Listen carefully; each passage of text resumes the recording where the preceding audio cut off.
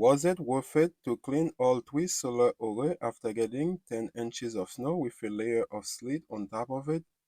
We usually get a couple inches of snow in this area and melt after a few days, but this time was different. We got over 10 inches of snow with a layer of sleet at the end.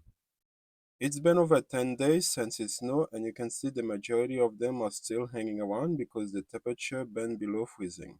I took the time to remove all of the snow the day after because I knew it would be the best time to do it because the temperature was slightly above freezing.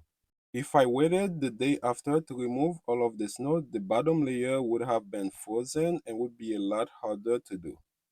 It's been over 10 days since it snowed now, and most of the neighbor's solar panel that has not been cleaned by the wind still covered by snow.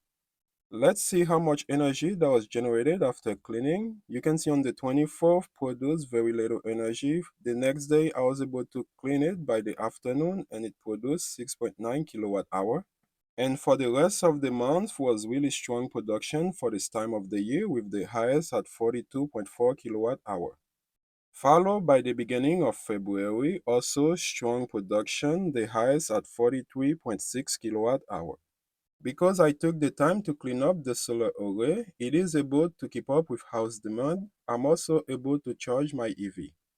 This is the main solar array facing south. It was the first one that I cleaned. So, in conclusion, I think it is well worth it to clean up your solar panel, especially if temperature going to drop. I hope this video was informative. If you like this video, you might enjoy the recommended videos. Thank you for watching. I hope you enjoy. See you in the next video.